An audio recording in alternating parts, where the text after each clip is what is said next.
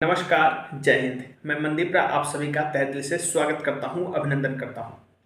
आज हम बात करने वाले हैं एक ऐसे एक्ट के बारे में जो इस समय काफ़ी ज़्यादा चर्चा में है। आप सबने भी सुना होगा, हर तरफ उसकी चर्चा हो रही है। कुछ लोग इसके पक्ष में बोल रहे हैं और कुछ लोग इसके विपक्ष में बोल रहे हैं।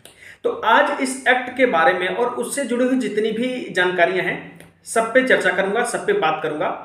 आप अपनी राय कमेंट बॉक्स में दीजिएगा कि क्या इसके पक्ष में था और क्या इसके विपक्ष में है। तो चलिए हम चर्चा शुरू करते हैं। अभी कुछ दिन पहले उत्तर प्रदेश के संभल में एक दुर्भाग्यपूर्ण घटना हुई जो कि नहीं होनी चाहिए थी।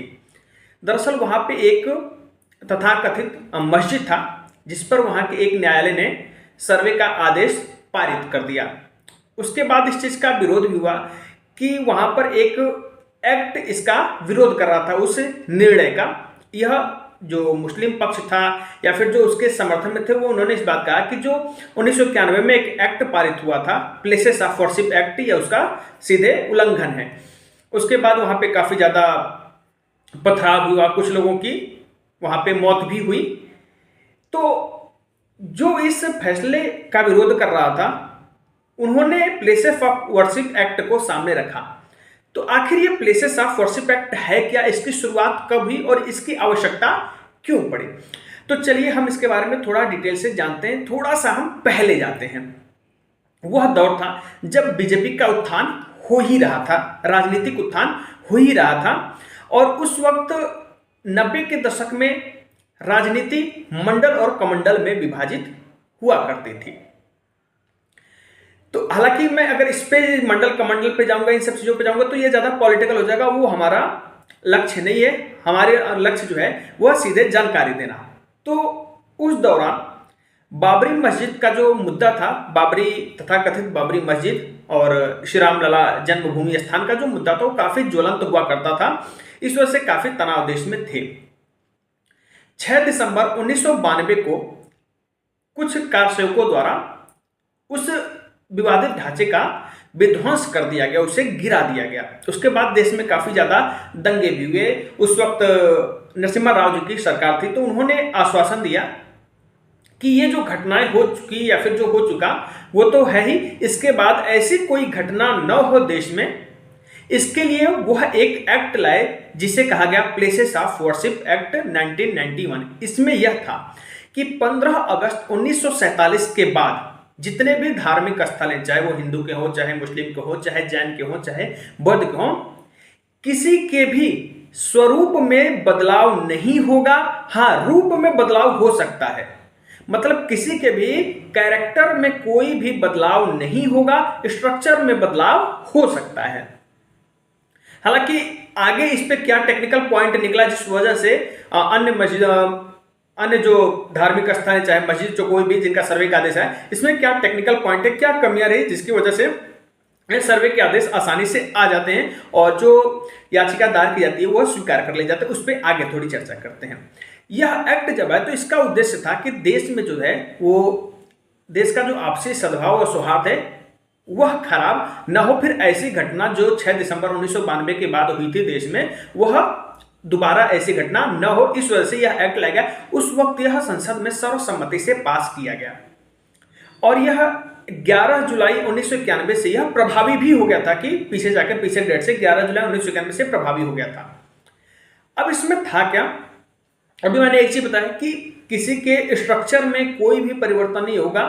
सॉरी, स्ट्रक्चर में परिवर्तन हो सकता है, किसी के कैरेक्टर में कोई भी परिवर्तन नहीं होगा और यह पूरे भारत में लागू होगा एक्सेप्ट जम्मू एंड कश्मीर। हालांकि कमियां थी भाई, जम्मू कश्मीर हमारा हिस्सा, लेकिन उसके पास 370 था, तो 370 की वजह से यह जम्मू कश्मीर में लागू नहीं हो पाया। उसके अलावा यह भारत के सभी हिस्सों में प्लेसेस ऑफ वर्शिप एक्ट 1991 लागू कर दिया गया। लेकिन उसमें कुछ, जब मैं इसको कल पढ़ रहा था तो मुझे ये चीजें मुझे ज्यादा लॉ की जानकारी, लेकिन मुझे एक बात सीधे सीधे समझ आई कि उसमें जो था कि किसी के भी कैरेक्टर में बदलाव नहीं होगा, स्ट्रक्चर में बदलाव होगा। तो अगर सर्वे होगा, सर्वे पर तो कोई पाबंदी थी नहीं, सर्वे अगर होगा तो सर्वे में अगर यह किसी प्रकार से सिद्ध हो जाता कि इसका कैरेक्टर मंदिर का है या मस्जिद का है, तो वहां पे आप कुछ भी कर सकते हो, क्योंकि अगर मंदिर का कैरेक्टर होगा तो आप तो मंदिर है ही, तो आप उसमें स्ट्रक्चर में परिवर्तन कर ही सकते हो, जैसे कि राम जन्मभूमि। हालांकि प्लेसेस ऑफ वर्शिप एक्ट 1991 यह श्री राम जन्मभूमि पे अप्लाई नहीं हुआ था, क्योंकि यह जो इसमें जो केस चल रहा था यह इसके पहले चल रहा था, इसलिए ये इस पे लागू होगा। इसके बाद जितने भी मतलब ऐसे केसेस होंगे यह सब पे लागू होगा, लेकिन यह श्री राम जन्मभूमि पे यह लागू नहीं हुआ था। मैं इसको क्लियर कर दूं, तो इसीलिए मुस्लिम पक्ष द्वारा सर्वे का विरोध भी किया जाता था कि कहीं ना कहीं कैरेक्टर में हो सकता है कि अगर ऐसी कुछ चीजें साक्ष्य निकलते हैं जिससे पता चले किसका कैरेक्टर जो है वो मंदिर का है, तो दिक्कत हो सकती है, जो कि अयोध्या में, जैसा कि अयोध्या में हुआ था। इसमें ज्ञानवापी भी है, संभल वाला है, जौनपुर में एक मस्जिद, मतलब बहुत सारे मस्जिदों पे ऐसे सर्वे के लिए आदेश हुआ था।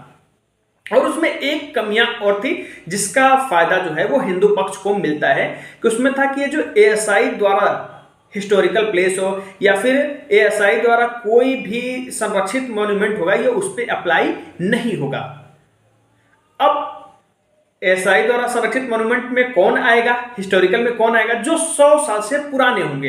तो चाहे आप ज्ञानवापी को ले लो, मथुरा की बात कर लो, या बनारस की बात कर लो, या फिर संभल की ही बात कर लो, यह 100 साल से ज्यादा पुराने हैं, तो ये एएसआई मॉन्यूमेंट में आ जाएंगे। संभल वाला भी हालांकि एएसआई मॉन्यूमेंट था ही, ये बाद में इसमें नमाज वाली प्रक्रिया जो है बाद में शुरू हुई थी, तो इस वजह से यहां भी places of worship act 1991 apply नहीं होता। यह फायदा हिंदू पक्ष को मिला था। चूंकि इसके खिलाफ सुप्रीम कोर्ट में एक याचिका दायर की गई थी, तो सुप्रीम कोर्ट ने केंद्र सरकार से इस पे उनकी राय मांगी थी, और 2 सालों से केंद्र सरकार ने इस पे अपनी कोई राय सुप्रीम कोर्ट में नहीं दी। लेकिन संभल विवाद के बाद जब यह मामला फिर से ज्वलंत हुआ, तो सुप्रीम कोर्ट ने सख्ती के साथ केंद्र सरकार को यह निर्देश दिया कि अब 8 हफ्तों में, यानी कि 15 फरवरी तक आप प्लेसेस ऑफ वर्शिप एक्ट पे अपने विचारों को बताइए कि आपके क्या है, क्योंकि बिना आपकी इच्छा जाने, बिना आपके निर्देश के हम कोई भी फैसला इस पर नहीं देंगे। और निचली अदालतों को यह सख्त निर्देश दिया गया कि अब किसी भी मंदिर मस्जिद वाले मुद्दे पर कोई भी निर्णय नहीं देगा। आप सुनवाई करते रहिए, चलते रहिए, लेकिन जो निर्णय होगा आप उसको सुरक्षित रख लीजिए। जब हम प्लेसेस ऑफ वर्शिप एक्ट पे अपना डिसीजन सुनाएंगे उसके बाद ही आप अपना डिसीजन देंगे, तब तक के लिए न कोई नया केस दायर होगा, और जो पुराने केस उन पर सुनवाई चल रही होगी लेकिन फैसला नहीं दिया जाएगा। तो आपको मैंने सारी जानकारी दे दी। अब आप आगे बताइएगा कि क्या ये अच्छा था, क्या ये बुरा था, क्या देश में इसकी आवश्यकता थी, और थी तो क्यों थी। और उम्मीद करता हूं आपको वीडियो पसंद आया होगा, जानकारी अच्छी लगी होगी। अगर ऐसा है तो वीडियो को लाइक करिएगा, अपने दोस्तों में शेयर करिएगा और चैनल को सब्सक्राइब करिएगा। जय हिंद।